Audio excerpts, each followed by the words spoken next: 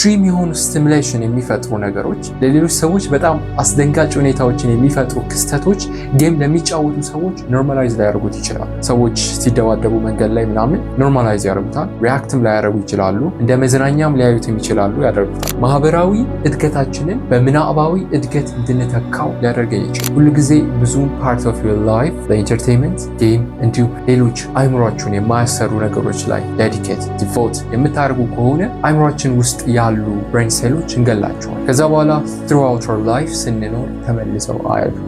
ቪዲዮ ጌም ከየትኛውም በላይ ከፍተኛ የሆነ ዶፓሚን እንዲመነጭ ያደርጋል። ጌምን ተጫወቱበት እንጂ ጌም አይጫወትባችሁ። ጌሚንግን መቆጣጠር ካልቻላችሁ በጣም አደገኛ ነገር ነው።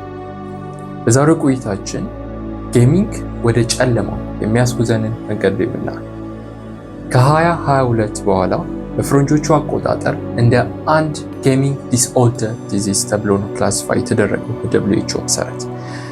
በዛሬው ቆይታችን እስከዛሬ እንደተለመደው ጌም መጫወት አይን ላይ ጉዳት አለው፣ አቀማመጣችን ላይ ችግር ያመጣል፣ እንቅልፍ ላይ ችግር አለው ምናምን እያለ ላይ የምናየው እርግጥ ነው እንደዚህ አይነት ችግሮች አሉት።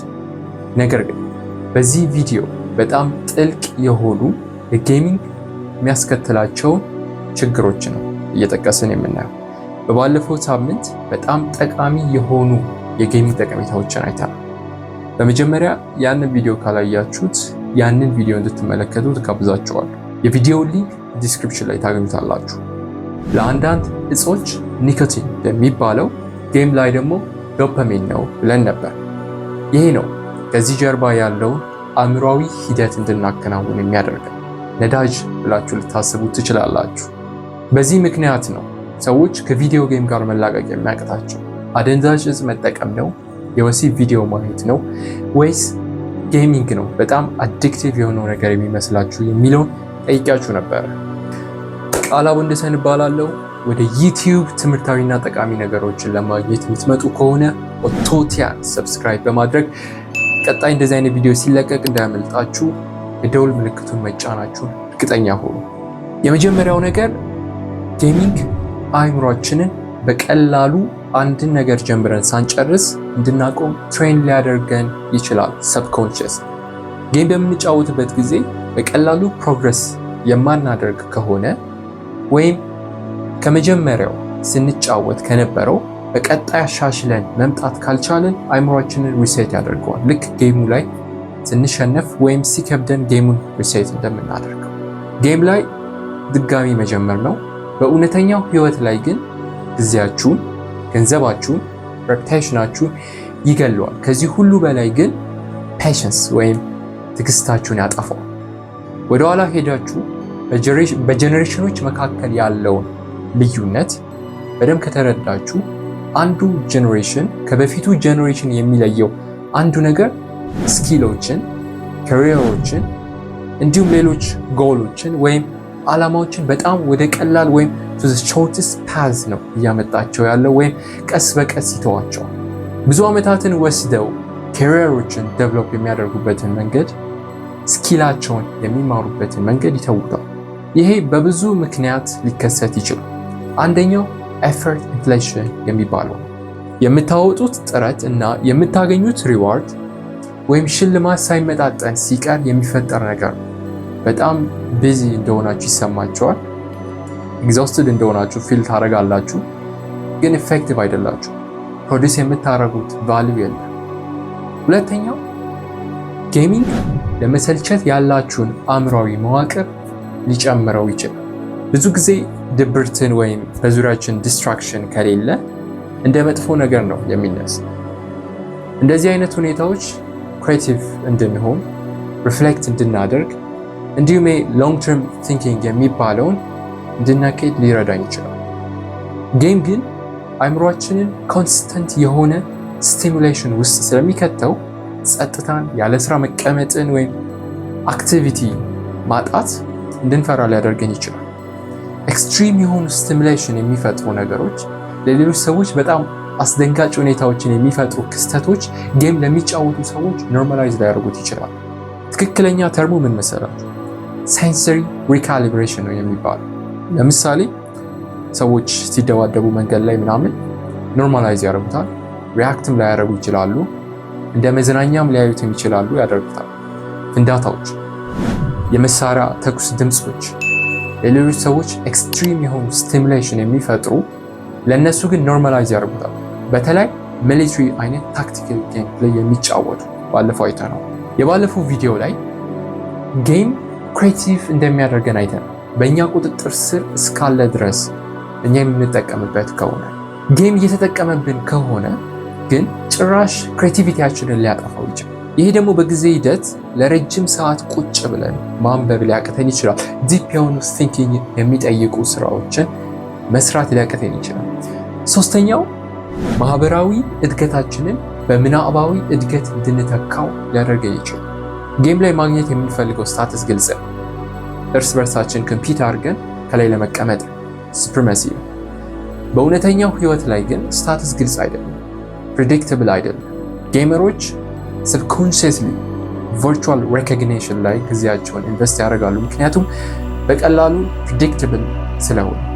እውነተኛው ዓለም ላይ ግን ያላቸውን ማህበራዊ መስተጋብር ግን ይቀንሳሉ፣ ምክንያቱም በዚህኛው ዓለም አንፕሬዲክተብል ስለሆነ። ብዙ ሶሻል ሪስኮች አሉ። ለምሳሌ ሪጀክሽን፣ አለመፈለግ፣ ሊደርሺፕ ሪስኮች አሉ፣ እንዲሁም ሌሎችም አሉ። እነዚህን ሁሉ ፍራቻ ማህበራዊ መስተጋብራቸው በምናባዊ መስተጋብር ይተኩታል። አራተኛው ጌሚንግ በእውነተኛው ዓለም ላይ መለካት የማንችላቸውን ነገሮች እንድንለካ ሊያደርገን ይችላል እና በእንደዚህ አይነት ነገር ላይ ዲፔንድ እንድናደርግ ሊያደርገን ይችላል። ማንነታችን ፐርፎርማንስ ቤዝድ እንዲሆን ማለት ነው። ጌም ላይ የኛ ማንነት ሬት ነው የሚደረገው፣ ማለት የምናሳየው ስኪል፣ ውጤት፣ ፐርፎርማንስ በቁጥራዊ መረጃ ሬት ተደርጎ እናገኘዋል። ይሄ ደግሞ አእምሯችንን በጊዜ ሂደት ትሬን ያደርገዋል፣ ነገሮችን ሁሌ በሜትሪክስ ቫሊዩ እንድናደርግ። ኢምፓስተር ሲንድሮም የሚባለውን ሳይኮሎጂካል ችግር እንድንጠቃ ሊያደርገን ይችላል። ምንም ነገር አቺቭ ብናደርግ፣ ሰክሰስፉል ብንሆን፣ ውጤታማ ብንሆን ሰልፍ ዳውት ይሰማናል ወይም ራሳችንን እንጠይቃለን። ለፐርፌክሽኒዝም እንሰራለን። ፐርፌክሽኒዝም ደግሞ ትልቁ ጠላታችን ነው። ደስታን እንዴት ነው መለካት የምንችለው? ፍርሃት እንዴት ነው የምንለካው? መለካት አንችልም። ፊል የምናደርገው ነገር ነው፣ ስሜት ነው። አምስተኛው እና ትልቁ የጌሚንግ ችግር ከዶፓሚን ጋር የተያያዘ ነው። የመጀመሪያው ጥያቄ ላይ ልንመለስ። የቪዲዮ ጌም ኩባንያዎች ጥሩ ጌም ለመስራት ብቻ አይደለም የሚጥሩት።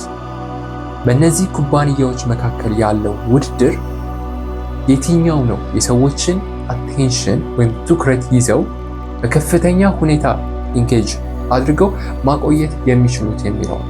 አንዱ ምክንያት የጌም ኢንዱስትሪ ከሙዚቃም ከፊልምም በላይ ውድ እንዲሆን ያደረገበት ምክንያት አንዱ ይሄ ነው። ይህንን ደግሞ ለማሳካት እንዲረዳቸው የራሳቸው ኤክስፐሪሜንታልና ሳይኮሎጂካል ቲም አሏቸው። ጌሚንግ ዶፓሚን እንዲመነጭ ያደርጋል። ዶፓሚን ደግሞ በአይምሯችን ውስጥ የሚመነጭ ኒውሮ ትራንስሚተር ኬሚካል ነው። ይህ ኬሚካል ደግሞ ያንን ነገር በተደጋጋሚ እንድናደርገው የሚያደርገን ነው።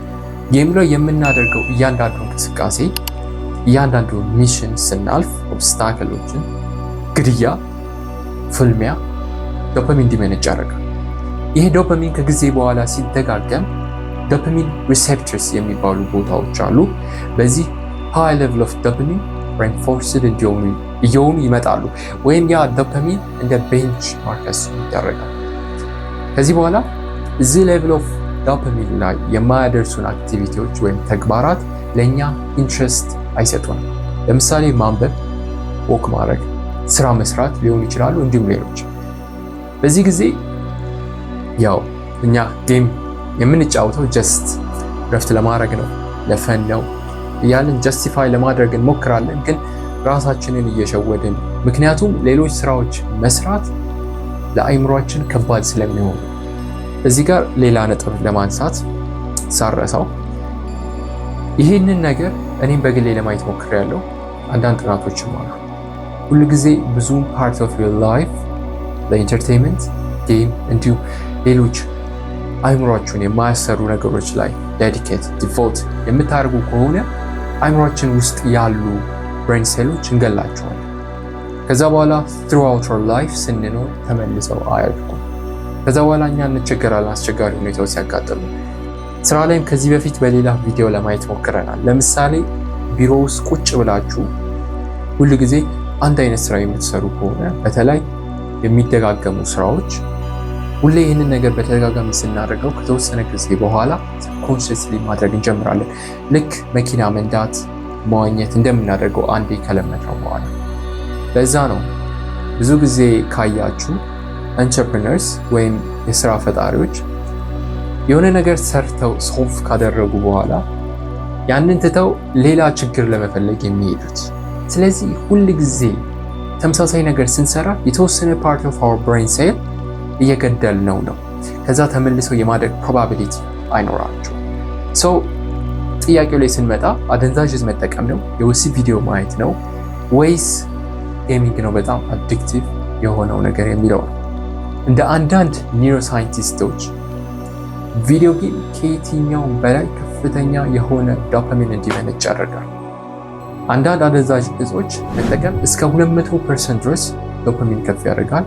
የወሲብ ቪዲዮ ማየት ወይም ፖርኖግራፊ የሚባለው እስከ 100% ድረስ ከፍ ያደርጋል። ቪዲዮ ጌም እስከ 300% ድረስ ዶፓሚን ከፍ ያደርጋል። በጣም ትልቅ ነው። the highest level of engagement። ለዛ ነው አዲክቲቭ የሆነው ቪዲዮ ጌሞች። በአጠቃላይ ጌሚንግ ጠቃሚ ነገር ነው፣ ግን ካልተቆጣጠራችሁት ችግር ነው። ችግሩ ከፊት ለፊት የምናየው ሳይሆን አይምሯችንን ትሬን የሚያደርግበት መንገድ ላለማየት ፍቃደኛ ሳንሆን ስንቀር ነው። ስለዚህ ጌምን ተጫወቱበት እንጂ ጌም አይጫወትባችሁ። በዚህ ቪዲዮ እስከ መጨረሻው ድረስ አብራችሁን ስለነበራችሁ አመሰግናለሁ። የዛሬው ቪዲዮ ጠቃሚ ሆኖ ካገኛችሁት ቶታል ሰብስክራይብ ማድረግ እና ቪዲዮንም ላይክ እና ሼር ማድረጋችሁን አትርሱ። ቀጣይ ሳምንት በሌላ ቪዲዮ በሌላ ሀሳብ እስከምንገናኝ ድረስ ቻው።